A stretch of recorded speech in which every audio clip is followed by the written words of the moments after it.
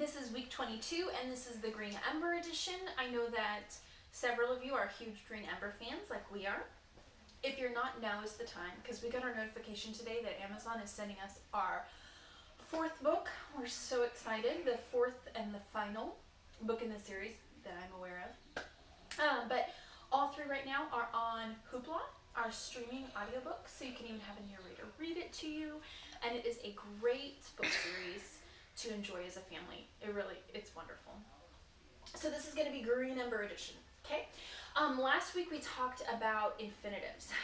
That was what we introduced. That was the new piece, was what is an infinitive? And we already knew from last semester that an infinitive is one of the 5 verb principal parts. Remember? 5 verb principal parts: infinitive, present, past, present participle, past participle, 5 verb principal parts. So the first one was infinitive. And we had a new chart Q, and we talked about how it's on stilts, and we put it on this little platform here. And an infinitive, when it's not being used as a verb, it's an infinitive is to plus a verb used as a noun, an adjective, or adverb. So it's a verbal when it's this verb part being used as something other than a verb. So in the case of an infinitive, it can be used as a noun, an adjective, or an adverb, okay? But there's 2 more verbals that we talk about. I told you we'd be going over 3 of them. So this next week, we're going to go over the one here at the bottom, where I told you there was a mistake on this chart. You're going to make it a little hammock shape. This is the one that we're going to be talking about today. And it is participle. The song we just sang about the 5 verb principal parts ends in present participle, past participle. Okay? So those are verbs. They are. But when they're not functioning in the sentence as a verb, they are a verbal. Okay? And so if a participle is being used as an adjective,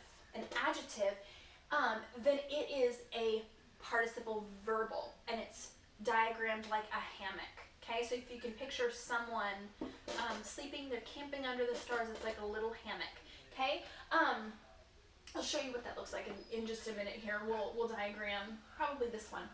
But I'd like to give you some sentences to choose from, okay, to kind of get the idea. So, the delighted Lord Rake welcomed Heather and Pickett. If you don't know who Lord Rake is, if you don't know who Heather and Pickett is, it doesn't really matter.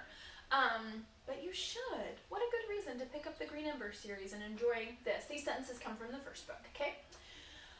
So in this case, Chandler, do you know, since you've never been in Essentials, do you know what the participle is that might be working as a verbal? In it, delighted and welcomed. Okay, so Chandler said delighted and welcomed could both be participles, and actually they totally are, right? So, delighted is right here, and then he said welcomed, and that's because he's looking at the ED, okay? So maybe they both are. Let's find out, okay? Who or what welcomed Heather and Pickett? Lord Rake. Lord Rake. That's our subject, and it's our subject noun. What is being said about Lord Rake? Chandler, what is he doing? He's welcoming. Yeah, he welcomed. So that's actually a verb. So in this case, Chandler, even though based on our definition it could be a participle, it's actually just a past tense verb. That's how it's being used here. So this is not being used as a verbal. It really is a verb, a past tense verb.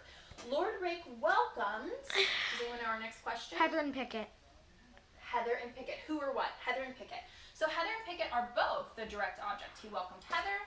He welcomed Pickett. And that takes us to last week when we talked about compound prepositional phrases, compound direct objects, compound verbs, compound subjects, okay? This is a compound direct object. So you would diagram it in the way that we talked about last week, okay? So the delighted Lord Rake welcomed Heather and Pickett. Okay, well, what do I do about, and do you know what part of speech and is, Chandler? No. That's okay. So there's 8 parts of speech. Noun, pronoun, verb, adverb, conjunction, interjection, preposition, adjective. And this one is a conjunction, okay? So I'm going to put the C right here for conjunction. So I have these two words left, the delighted. And you said delighted could be a participle. And you're right. It ends in ed. And is it functioning as an adjective? Is it describing a noun? It's an adjective. It's an adjective. What noun is it describing? What's it modifying? Or telling us more information about? Lord Rake. Yeah.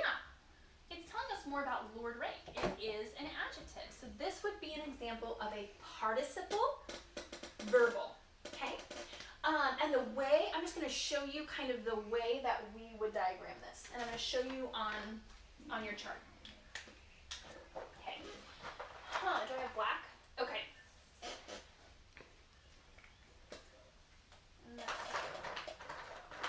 Let's try green for green ember.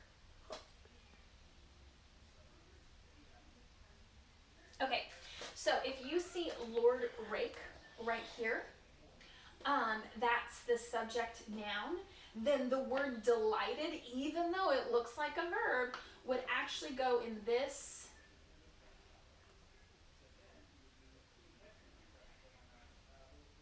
hammock right there, delighted. See how it curves around? Okay? And then welcomed here, and then it would be a straight up and down line, and it would be Heather and Pickett. But I want to just show you what that looks like. It's in that little hammock there. Okay? Let's try another sentence from the Green Ember, Chandler. What is this one? Uncle Wilfred dove for the rushing boat. Mm-hmm. Good. Very good. Chandler, who or what dove for the rushing boat? Uncle Wilfred. Uncle Wilfred did. Okay. So that's No. We're going to be in essentials next year. a noun? It is a noun. Yeah, it's our subject noun. Okay. Uncle Wilfred. Dove for the rushing boat. Rushing is one of them. Rushing is a participle. Is an adjective. Is it? Well, that's great that you're considering this. So, what is being said about Uncle Wilfred? What's he actually doing? He's diving for a rushing boat. He dove, okay? So this right here is actually our verb. And Uncle Wilfred dove who or what? For the rushing boat. So yeah. It's for. He didn't dove who, and he didn't dove what. It doesn't tell us. He dove for.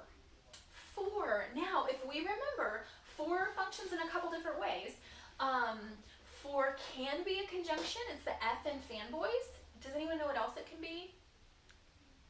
It can be a preposition. If we were to sing that whole song, bye-bye at two, bye-bye at two, about, above, across, after, against, along, mid, among, around, at, atop, before, behind, below, beneath, beside, between, beyond, but by, concerning, down, during, on and on. For, from. For. Okay, so for can be a preposition, and in this case, can we say for who or what? The rushing boat. For the boat. So we have a preposition, and we do have an object of the preposition, the boat. So rushing is a participle. It ends in ing. And we're used to it being a verb. Like if we say the river was rushing past me, that's something the river is doing. But in this case, rushing isn't actually acting like a verb. What's it doing, Chandler? It's an adjective. It's an adjective. It's giving us a description of the boat, the rushing boat. It's actually modifying this object of the preposition.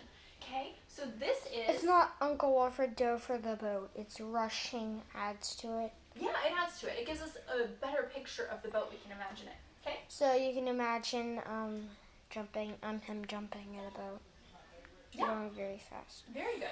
Now we're going to look at 3 and 4 just in passing because I want to show you that they can start off a sentence too. We have such a thing as a participle sentence opener, an ing sentence opener, an IEW, and actually sentence 4, if we jump down here, starts with an ing sentence opener that's a participle sentence opener.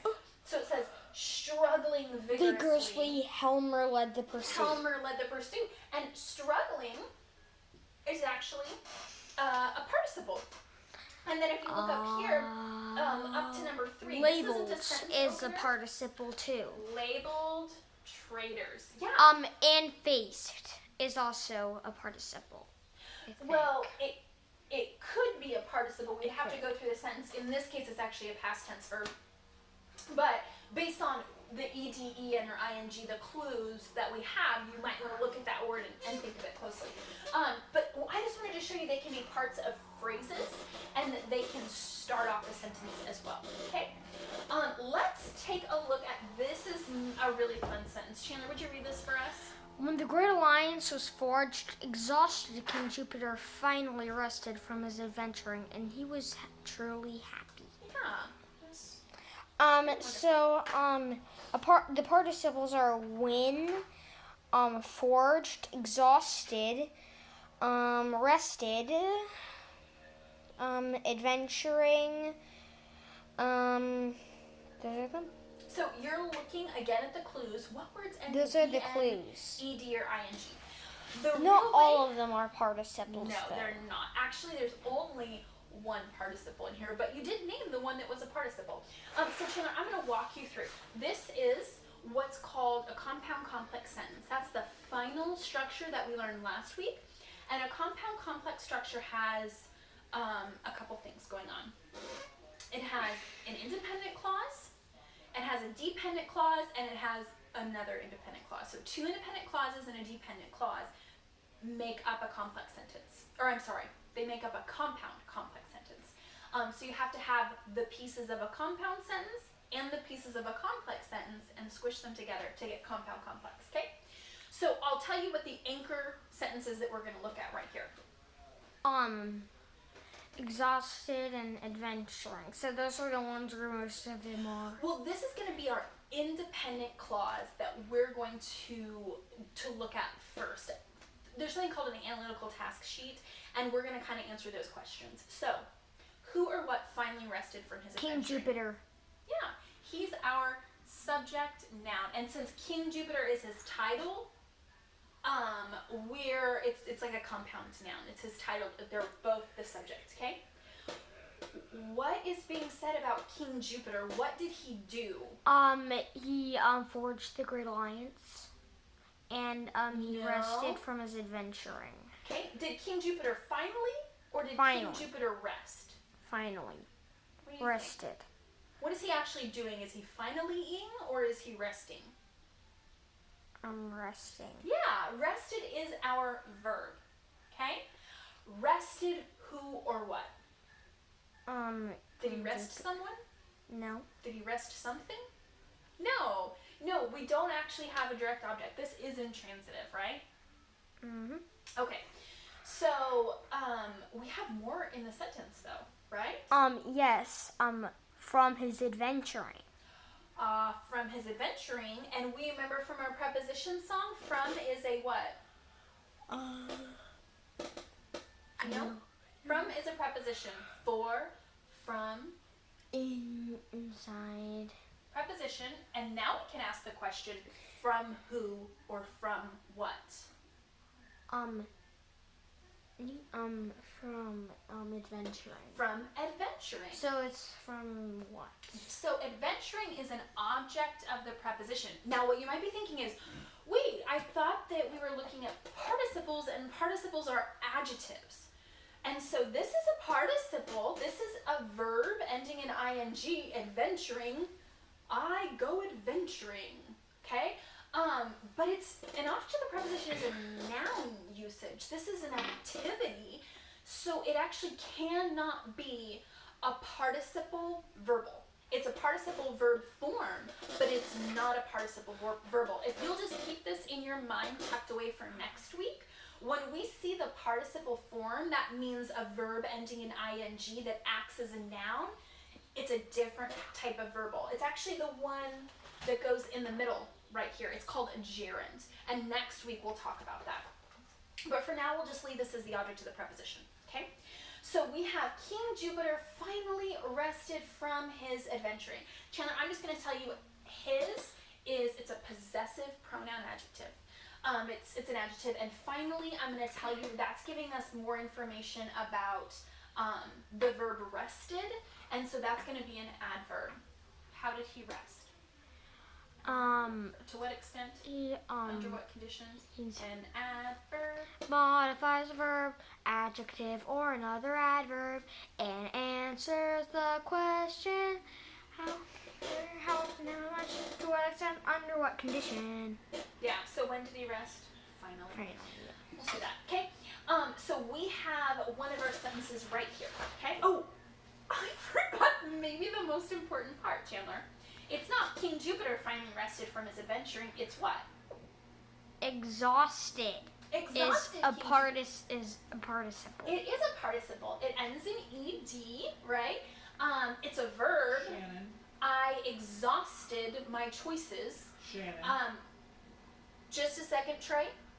And so this is actually functioning as our participle, as our verbal. So it's going to be an adjective, okay? So I'm going to get this line right here. And I have King Jupiter. And then I have this. This is Exhausted. King Jupiter. Exhausted King Jupiter. And then I have rested. And my adverb is a modifier, so it's going to go on a straight line. Oh, I started to write adverb. Let's try this. Finally. Okay, exhausted King Jupiter finally rested, and it would be from his adventuring. Let's do this. Okay, we're going to get the preposition there. From adventuring, that's our activity. And then our modifier, his. Okay? Hey, that's pretty. It's like art. Okay? Now, my challenge to you guys is to figure out how are you going to diagram the rest of it. So specifically, what I want to know, and I'd love for you to show me this on our event page if you're able to do this. I want you to figure out what am I going to do with when the Great Alliance was forged, and what am I going to do with and he was truly happy. If this is how we diagram our independent clause, and it shows you the participle verbal, then how am I going to diagram the other independent clause and the subordinate clause? And remember when we did this last week, there was like a huge diagram? I probably can't fit it here, but I bet you can do that at home on your piece of paper. So I'd love to see your green ember compound complex sentence. Let me know if you have any questions for this week. Good luck going through those sentences, and then touch base with me if there's anything I can explain to you. Chandler, do you have any questions? No. Okay. Do you want to sing the adjective song for Ray? The adjective modifies a pronoun by I, describing, modifying, and limiting. Thank you, Chandler. You really have. Do you want me to turn off the phone? Yeah, thanks.